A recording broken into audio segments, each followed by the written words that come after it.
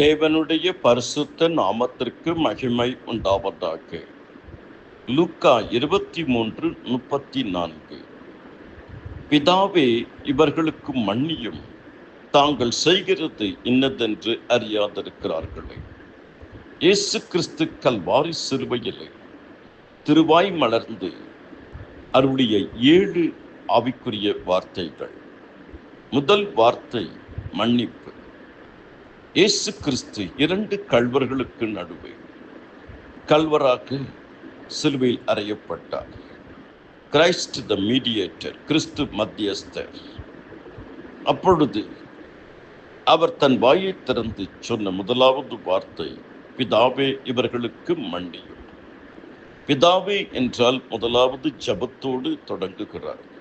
ஒரு கிறிஸ்துவனுடைய வாழ்க்கை ஜெபத்தோடு ஆரம்பிக்க வேண்டும் என்பதற்கு அடையாளமாக பிதாவே என்று ஆரம்பிக்கிறார். அதனால தான் பரமண்டல இருக்கிற எங்கள் பிதாவே என்று அவர் நமக்கு ஜெபம் கற்பித்து கொடுத்தார். எப்படிப்பட்ட ஜெபம்? பரிந்து பேசுகிற ஜெபம். யாருக்காக? இவர்களுக்கு மன்னியும். இவர்களுக்குன்னா யார்? அவரை கன்னத்தில் அறைந்தவர்கள், காட்டி கொடுத்தவர்கள், அவரை கொலை செய்ய வேண்டும் என்று ஏறத்தாழ இப்படி சொல்லிக்கொண்டே போகலாம். கை கால்களில் அணிகளை அடித்தவர்கள், முள்முடி வைத்தவர்கள், நன்மைக்கு தீமை செய்தவர்கள், இவர்களை மன்னியும். மன்னிப்பு முதலாவது வார்த்தை. இயேசு கிறிஸ்து சிலுவையிலே அவருடைய மன்னிப்பின் அன்பை வெளிப்படுத்துகிறார். மன்னிப்பு முக்கியம். அவருடைய மன்னிக்கக்கூடிய அன்பு. பாவங்களை மன்னிக்கிறவர், குறைகளை மன்னிக்கிறவர், குற்றங்களை மன்னிக்கிறவர், அக்கிரமங்களை மன்னிக்கிறவர், மீறுதல்களை மன்னிக்கிறவர், தொடர்ந்து மன்னித்து கொண்டே இருக்கிறவர், ஒருவரை ஒருவர் தாங்கி, ஒருவர் பேரில் ஒருவர் குறைபாடு உண்டானால் கிறிஸ்து உங்களுக்கு மன்னித்தது போல நீங்கள் மன்னியுங்கள். அறியாமையினால் செய்த பாவத்தை, எல்லா பாவங்களுக்கும் தாய் அறியாமை, அந்த அறியாமையை அவர் மன்னிக்கிறார். அது மட்டும் இல்லாமல் தங்கள் பக்கத்தில் அருகாமல் இருக்கிற 2 கள்வர்களையும் அவர் மன்னிக்கிறார். மற்றவர்களையும் மன்னிக்கிறார்,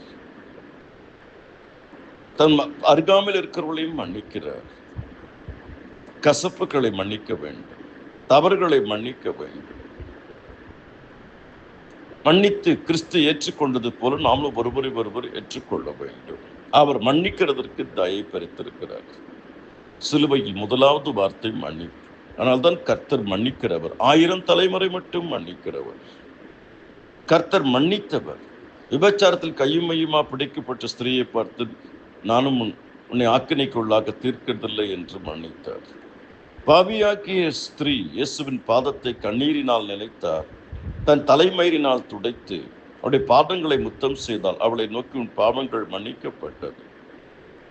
படுக்கையில் கிடந்த ஒரு திமிர்வாதக்காரனை நோக்கி, உன் பாவங்கள் மன்னிக்கப்பட்டது. கர்த்தர் மன்னித்தவர். கர்த்தர் மன்னிக்க சொன்னவர். இயேசு பேதுருவிடம் 7 எழுபத்துறை மன்னிக்க சொல்கிறார்.